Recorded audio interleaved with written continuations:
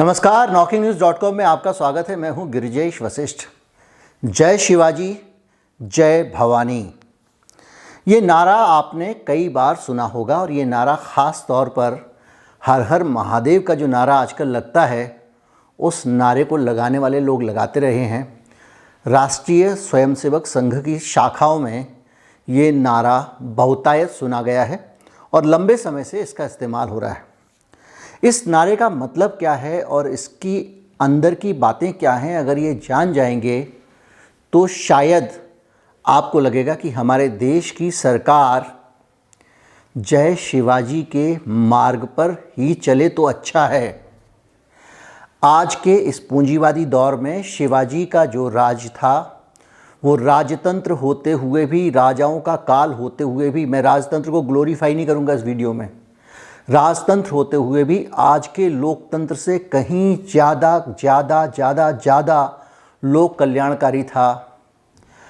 आज का जो एलिटिज़म है उससे ठीक उलट शिवाजी महाराज, छत्रपति शिवाजी महाराज के राज्य में जन कल्याण की, लोक कल्याण की बातें होती थीं। जिस वेलफेयर स्टेट को हमारे संविधान में लिखा गया है वो उस समय उनके राज्य में भी था।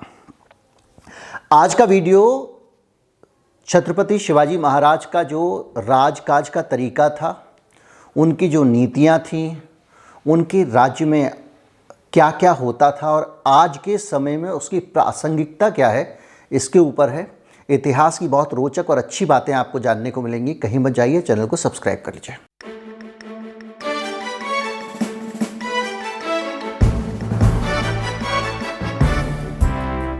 अगर आप हमारे चैनल को सपोर्ट करना चाहते हैं तो हमारा एक बारकोड आपको स्क्रीन पर कई स्थानों पर दिखाई देगा।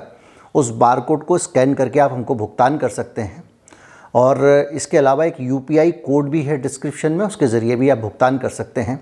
शिवाजी महाराज के जो राजकाज का तरीका था, पहले उस पर बात कर लेते हैं। उसके बाद में शिवाजी महाराज के दौर में आज की समस्याओं पर बात करेंगे और आज जो हो रहा है वो क्या शिवाजी महाराज के अनुयायी खुद शिवाजी महाराज के रास्ते पर चल रहे हैं, ये समझने की कोशिश करेंगे। तो मैंने आपको बताता हूँ कि एक ख़ास तरह की राज व्यवस्था थी, उसकी झलक भी हो सकता है इस वीडियो में आपको शिवाजी महाराज के तरीके में दिखाई दे, क्योंकि और उन नीतियों में कई सारी ऐसी चीज़ें थी जो आज भी आपको समझनी पड़ेगी। उदाहरण के लिए गाँव में साहूकार, देखिए जमींदारी प्रथा थी, साहूकारी प्रथा थी। सरकार टैक्स तब भी वसूलती थी, लगान तब भी वसूलती थी और बेलगाम होकर लगान वसूलती थी। लेकिन छत्रपति शिवाजी महाराज के राज्य में लगान वसूली का एक अलग तरीका था। उन्होंने वो किसानों से लगान तो लेते थे लेकिन सुविधाएं भी देते थे। आज के दौर में भी हम देखते हैं तो ऐसी नीतियों की आवश्यकता है। सुविधाएं कैसे देखते थे, जैसे अब आज की तारीख में बहुत सारे लोगों को खाद पे जो सब्सिडी है उनकी आंखों में चुभती है, उनको लगता है सब्सिडी नहीं देनी चाहिए और धीरे धीरे सब्सिडी बहुत कम कर भी दी गई है। लेकिन छत्रपति शिवाजी के समय में जो साहूकार होते थे, उन साहूकारों को बाकायदा राज्य से ज़मीन मिलती थी। सरकार जमींदारों और साहूकारों को ज़मीन देती थी कि भाई आप ले लो, जितनी ज़मीन चाहिए हम आपको देंगे और इस ज़मीन से जो आप पैदावार करोगे, उस पैदावार की कमाई का इस्तेमाल जहाँ स्टेट कहेगी, जहाँ पे शिवाजी महाराज के यहाँ से फरमान आएगा, वहाँ पे आपको करना पड़ेगा। और वो इस्तेमाल क्या होता था, जो किसान है उसको हल देना, किसान को पशु देना और किसान को बीज देना। साहूकार केवल लोन वसूल नहीं करता था, साहूकार उनके इन चीज़ों का भी ख्याल उसको रखना होता था, जैसा कि सरकार कहे। और सरकार कहने के बदले में साहूकार का भी शोषण नहीं करती थी। उसको राज्य से, सरकार से एक ज़मीन मिलती थी कि इस ज़मीन पर तुम खेती करके कमाई करो और ये जो खेती की कमाई होगी, इस कमाई में से आपको किसानों के लिए ये काम करने पड़ेंगे, भला करना पड़ेगा। ये राज्य के आदेश से चीज़ें पहुंचानी होती थी। ये शिवाजी महाराज का राज्य था, आप कल्पना कीजिए। और छत्रपति शिवाजी महाराज के समय में अकाल पड़ जाए, सूखा पड़ जाए, किसान बदहाल हो, हंटर नहीं बरसाए जाते थे। बहुत सारे हिंदू राजा थे उस समय, बहुत सारे राजा थे, लेकिन हंटर नहीं बरसाए जाते थे। शिवाजी महाराज के राज में अगर एक साल सूखा पड़ गया तो आपकी लगान माफ़ है, सिर्फ 5% लगान ही आपको देनी है। और वो भी अगर 3 साल लगातार पड़ जाए तो पूरा लगान माफ़। ये शिवाजी महाराज का वेलफेयर स्टेट था, आप सोचिए। और शिवाजी महाराज किसानों का कितना ख्याल रखते थे। खेती के समय के अलावा वो किसानों को अपनी सेना में काम कर देते थे। उनके जो सैनिक थे वो ही किसान थे। जब गर्मी का मौसम आता था, जून से सितंबर तक, तो वो खूब किसानी करते थे। उसके बाद में वो शिवाजी महाराज की सेना में आ जाते थे, उनके लिए युद्ध किया करते थे। जब विजयदशमी आती थी तो उसके बाद मराठा फौजें अपने अभियान पर निकला करती थी। ये वेलफेयर स्टेट है जिसको लोक कल्याणकारी राज्य की हम बात करते हैं, जो हमारे संविधान का एक प्रमुख अंग है। उसकी व्यवस्था उस दौर में होती थी। शिवाजी महाराज इतना ख्याल रखते थे किसान का कि जब उनको बहुत सारी, शिवाजी महाराज ऐसे गिनती के महाराजाओं में से थे जिनको समुद्र में भी लड़ाई लड़नी पड़ी और अंग्रेज़ों को उन्होंने समुद्र में लड़ाई हराई थी। तो जब लड़ने लगे तो युद्ध के लिए जहाज़ बनने थे स्टेट के लिए। आज जरा सा कोरोना महामारी होती है तो सरकार सारे नियम वो करके महामारी कानून में और 5 स्टार होटलों को भी कब्ज़ा कर लेती है। और उस समय शिवाजी महाराज का ये आदेश था कि कटहल के और आम के पेड़, चूँकि किसान पूरे जीवन के जतन के साथ लगाता है, उनको बड़े होने में बहुत समय लगता है और वो बहुत अच्छे से किसान के काम आते हैं।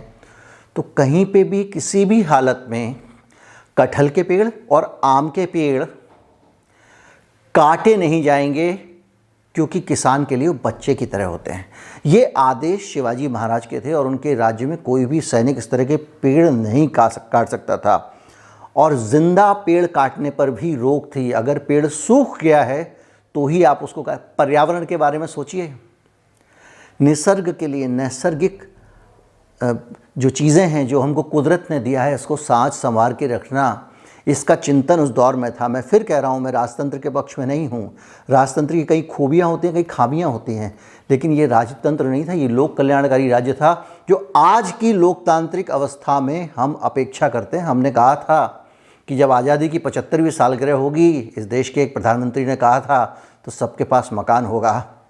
अपने आसपास देख लीजिएगा, मराठा लश्कर जिस इलाके से निकलता था उसको ये हिदायत थी कि उस इलाके से जब निकलेगा ना तो कोई लूटमार नहीं करेगा। जबकि उसी दौर में जो मुग़ल फ़ौजें निकलती थीं या दूसरे राजाओं की फ़ौजें निकलती थी, तो जहाँ से निकलती थी गांव वाले डर के मारे छिप जाते थे, क्योंकि इतनी ज़्यादा लूटमार मचाते थे वो।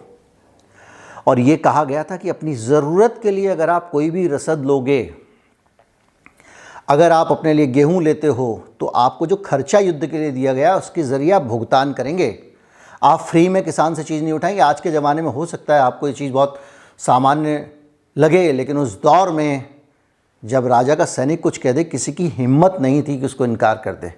तब शिवाजी महाराज ने ये कानून बनाया था।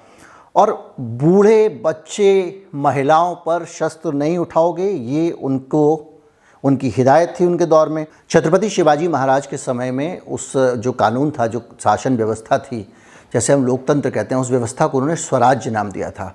और स्वराज्य व्यवस्था में कोई भी वर्ण व्यवस्था नहीं थी, अलग अलग जातियां नहीं थीं, सभी जातियों को सारे कार्य करने का अधिकार था।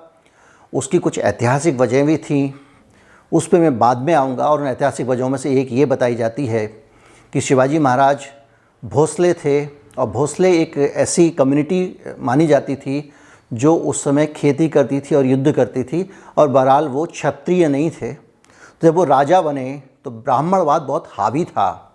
तो ब्राह्मणों ने कहा कि ये क्षत्रिय नहीं है और वर्ण व्यवस्था के अनुसार हम इसको राजतिलक नहीं करेंगे। उस पूरी घटी स्थितियों में फिर ये हुआ कि बनारस से एक विद्वान थे, प्रकांड विद्वान गागा भट्ट, वो गए और ये बताया जाता है कि पैर की छोटी उंगली से उन्होंने साहस किया और राजतिलक किया। उसके बावजूद उनको बहुत प्रताड़ित किया ब्राह्मणों ने। तो ये स्थिति थी, इसलिए वो खुद भी दलितों और किसानों के बारे में बहुत सोचते थे, क्योंकि वो खुद भी किसानों के बैकग्राउंड से आए थे। शिवाजी के राज में बहुत सारा ऐसा साहित्य रचा गया जो साहित्य शिवाजी महाराज के दौर में एक ओरिजिनल ऑथेंटिक जानकारी इस दौर की देता है। हालांकि बाद में पेशवाओं ने, उनके जो वंशज थे, उनको नज़रबंद कर लिया था, घर के अंदर ही कैद कर दिया था, और उनका बहुत सारा नष्ट, उस वक़्त जो ब्राह्मणवाद था वो फिर से हावी हो गया था पेशवाओं के टाइम में, तो बहुत सारा साहित्य शिवाजी महाराज का नष्ट करने की कोशिश की गई। फिर भी जो जानकारियाँ मैं आपको दे रहा हूँ ये अलग अलग जगह लिपिबद्ध हैं। उन्होंने कुछ चिट्ठियाँ शिवाजी महाराज ने जो भेजी थी उन पर आधारित है, अलग अलग इतिहासकारों ने उन सबको निकाला है। ऐसे ही शिवाजी महाराज की एक चिट्ठी, बहुत अद्भुत चिट्ठी है, जिसके ज़रिए आपको उस दौर का जो राज्य की सिस्टम था काम करने का, उसकी जानकारी मिलेगी। और उनके पास एक अरबी घोड़ों का तबेला था। दाभोल एक आपने जगह सुनी होगी, दाभोल परमाणु योजना, और उसमें बहुत अनाज वहाँ पर घोड़ों को खिलाया जाता था। घोड़ों को खिलाने के लिए अनाज पैदा होता था।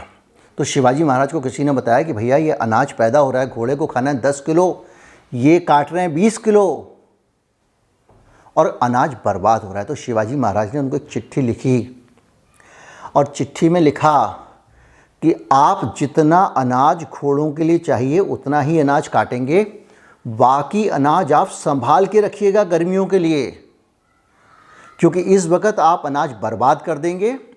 उस वक्त आप घोड़ों को खिलाने के लिए जो अनाज है वो किसानों को प्रताड़ित करके लेके आएंगे, उनके खेतों से लेके आएंगे, और ये मुझे बिल्कुल अच्छा नहीं लगेगा। ये पत्र उन्होंने लिखा कि आप घोड़ों को जो अनाज खिला रहे हैं वो नाप तोल कर खिलाइए, अभी बहुत फसल हो रही है तो बर्बाद कर रहे हैं और बाकी के सीज़न में आप किसानों को परेशान करेंगे, ये मंजूर नहीं है, अभी से संभाल के रखिए। ये विज़न था, ये समझ थी कि आप किस तरह से गरीबों का उस वक़्त सबको रोज़गार दिया जाए, भूमि पितरों को रोज़गार दिया जाए, गरीब को दिया जाए, किसान को दिया जाए। ये सारी चीज़ें शिवाजी महाराज अपने शासन में ध्यान रखते थे। और आपको एक और बात बताऊं कि न्याय के मामले में हालत ये थी शिवाजी महाराज की कि उनका अपना साला जो था, उनकी आंखें उन्होंने फोड़ दी थी, उनको जेल में बंद कर दिया था। और उसकी वजह थी कि उन्होंने एक सिपह सालार का दूर कहीं किसी किले में बलात्कार किया था और जिसकी खबर शिवाजी महाराज तक पहुंच गई थी। ये था शिवाजी महाराज का जीवन। और अब आप आज के हिसाब से इसकी तुलना करें, वैसे आपके दिमाग में ये चीज़ आ रही होगी कि ये सब जानकारियाँ जो मैं आपको दे रहा हूँ, ये सब जानकारियाँ, इतनी सारी जानकारियाँ मैं लाता कहाँ से हूँ। जाहिर बात है कि इस सब जानकारियों को लाने के लिए आपको पढ़ना लिखना पड़ता है, बहुत सारी जानकारी चाहिए होती हैं।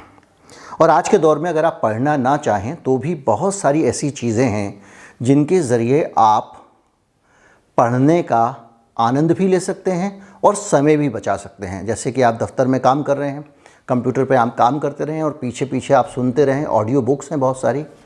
भारत में एक लीडिंग प्लेटफॉर्म है कुकू एफएम, जिन्होंने इस वीडियो को स्पॉन्सर किया है। तो कुकू एफएम एक ऐसा प्लेटफॉर्म है जिसके ज़रिए बहुत सारी जानकारियाँ आप इस तरह की ले सकते हैं। उनकी एक पुस्तक है छत्रपति शिवाजी महाराज, उसमें भी आपको बहुत सारी जानकारियाँ उनके बारे में मिल जाएंगी। उनकी एक ख़ास सेल लगी हुई है। अगर आप हमारे दर्शक हैं तो आप अगर फैब 50 करके एक कोड डालेंगे उनको ऑर्डर करते समय, तो आपको 50% डिस्काउंट मिल जाएगा। नॉकिंग न्यूज़ के दर्शक होने के नाते 22 से 28 फरवरी के बीच में इनकी सेल लगी है और उस सेल के दौरान आप इन किताबों को पे डिस्काउंट अवेल कर सकते हैं। तो मैं छत्रपति शिवाजी महाराज के बारे में आपको बता रहा था कि उनके दौर में क्या था। तो अब आपको बताता हूँ कि और कहाँ आज छत्रपति महाराज शिवाजी महाराज के मार्गदर्शन की आवश्यकता है। एक तो मैंने बताया कि किस तरह का प्रशासन उनके दौर में था और आज कम से कम हमको उससे बेहतर प्रशासन करना चाहिए, लेकिन सरकारें पूंजीवाद की तरफ भाग रही हैं, सरकारें सब्सिडीज़ ख़त्म कर रही हैं, कल्याणकारी राज्य को ख़त्म कर रही हैं, लोक कल्याणकारी योजनाओं को ख़त्म किया जा रहा है, नरेगा मनरेगा का बजट तक हाल में कम कर दिया गया था। अब मैं आपको बताता हूँ कि शिवाजी महाराज एक और उदाहरण हैं हमारे देश की जो साझा संस्कृति है उसके। शिवाजी महाराज का खुद का जन्म जो है वो एक ऐसे परिवार में हुआ जो बहुत ज़्यादा धर्मनिरपेक्ष समझ का परिवार था। उनके दादाजी थे मालोजी राव भोसले, अहमदनगर सल्तनत के वो सरदार थे और वो शाह शरीफ दरगाह है एक अहमदनगर में, वहाँ पर गए क्योंकि उनको कोई संतान नहीं होती थी।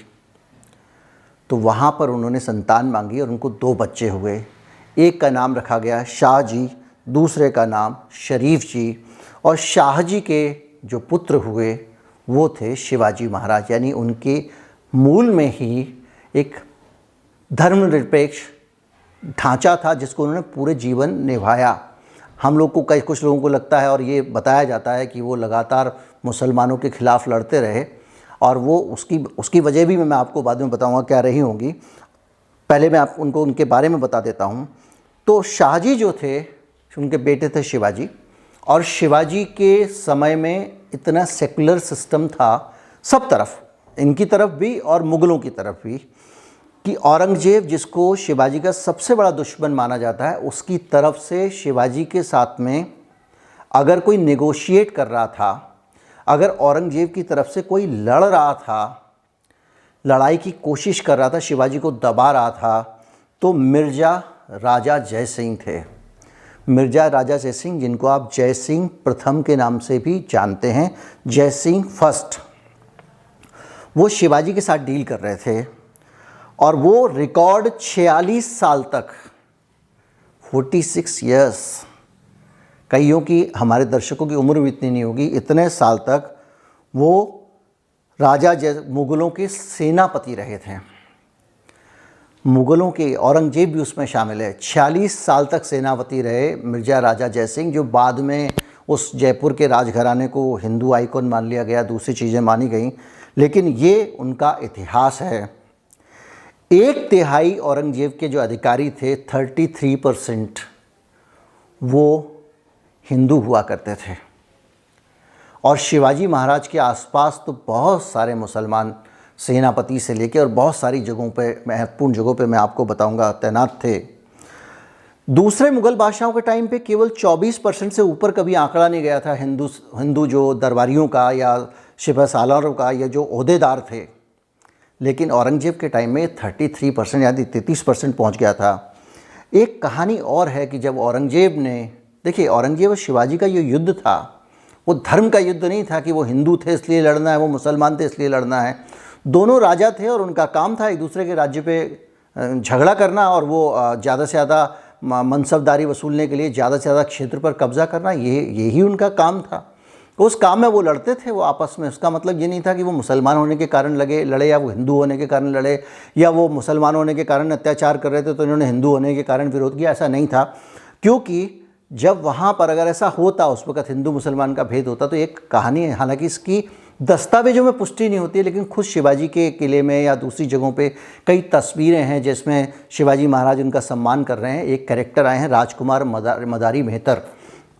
राजकुमार मदारी मेहतर मुसलमान थे, और आगरा के किले में जब शिवाजी कैद थे तो उनको एक टोकरे में छिपा के निकाल के वो लेके गए थे, ऐसा कहा जाता है। और दूसरा, कुछ इतिहासकारों का मानना ये है कि वो वेश बदल कर निकले थे। मदारी मेहतर कैरेक्टर जो है वो कहीं दस्तावेजों में नहीं मिल रहा है, हालांकि उनके आज भी वंशज हैं। जो सतारा ज़िला है महाराष्ट्र का, वहाँ पर अभी भी मदारी मेहतर के वंशज हैं। सब कुछ है, व्यक्ति हैं, सब कुछ है, लेकिन कागज़ नहीं मिल रहा है, कागज़ दिखाव वाला मामला है ये है। और एक एडमिरल दौलत खान थे जो, और एडमिरल मिश्री खान थे, ये शिवाजी के एडमिरल थे। और जब शिवाजी ने समुद्री लड़ाई लड़ी, ब्रिटिशर्स के दांत खट्टे किए, तो इन दोनों लोगों ने मोर्चा संभाला था। जो शिवाजी के साथ में उनके बेटे जब छत्रपति संभाजी महाराज थे, उस समय तक भी वो लोग रहे और उन्होंने बाकायदा इस राजवंश की सेवा की। दौलत खान दरिया सारंग उनके खास सिपह सालार थे, और उन्हें शिवाजी ने अपने कर्नाटक को जीतने का जो अभियान था, विजयी अभियान था, उस पर भेजा। सिद्धि जौहर एक ऐसा कैरेक्टर मिलता है जो सिद्धि पनाड़े के बेड़े के बीजापुर के सरदार थे, सिद्धि बाबा उनके बेटे थे। और वो शिवाजी को छुड़ाने के लिए, जब शिवाजी को क्या हुआ कि वहाँ पे एक शिव भारतम एक किताब लिखे शिवाजी महाराज, भारतम, उस किताब में इसका जिक्र किया है कि वहाँ पे एक कैंप लगा हुआ था, और उसमें शिवाजी महाराज को जब कैद कर लिया गया तो सिद्धि बाबा, जो सिद्धि हिलाल का बेटा था, वो वहाँ पे लड़ा और शहीद हुआ शिवाजी महाराज को बचाने के लिए। और शिव भारतम जो खुद की शिवाजी महाराज की अपनी पुस्तक है, उस पुस्तक में उन्होंने उसका जिक्र किया है। मोहम्मद हफ्स नाम के एक शख्स थे, मोहम्मद हफ्स खान, 1657 में कल्याण भिवंडी के किले पर हमला करने उनको भेजा था। किसने भेजा था? शिवाजी महाराज ने भेजा था। और ये सारी चीज़ें इतनी सारी आपको मिलती हैं कि जिनके ज़रिए आप जान सकते हैं कि किस तरह से हमारे देश में राजतंत्र के दौर में भी काफ़ी खूबसूरत कहानियाँ थी। सांगली एक स्टेट है महाराष्ट्र में, वहाँ अभी भी महाराष्ट्र में, वहाँ शिव जयंती पर जुलूस निकलता है शिवाजी महाराज की याद में। 12 मुसलमान सेनापतियों के नाम पर वहाँ जुलूस निकाला जाता है। और अफजल खान की जो लड़ाई थी, अफजल खान की लड़ाई आपने देखा होगा कि अफजल खान से शिवाजी महाराज जो है वो गए हैं मिलने के लिए, उसने मिलने के लिए बुलाया, उसने गला दबाना शुरू कर दिया। तो अफजल खान ने उनका जो है वो गला दबाना शुरू कर दिया। तो शिवाजी महाराज ने क्या किया कि अपना छिपा के ले गए थे बगनखा और उसके ज़रिए उसको फाड़ दिया और अपनी रक्षा की। हालांकि कुछ लोग कहते हैं कि किसी और तरीके से उन्होंने उसको मारा था। और जो भी है, उस दौरान जिस व्यक्ति ने उनको बगनखा रखने की सलाह दी थी, इतिहास में दर्ज है, वो व्यक्ति उनका विश्वस्त था और मुसलमान था। और एक भास्कर कृष्णजी भास्कर कुलकर्णी, वो अफजल खान के साथ आए थे। और जैसे शिवाजी ने बखनगा चलाया, कृष्णजी भास्कर कुलकर्णी हिंदू थे, उन्होंने शिवाजी पर अटैक कर दिया।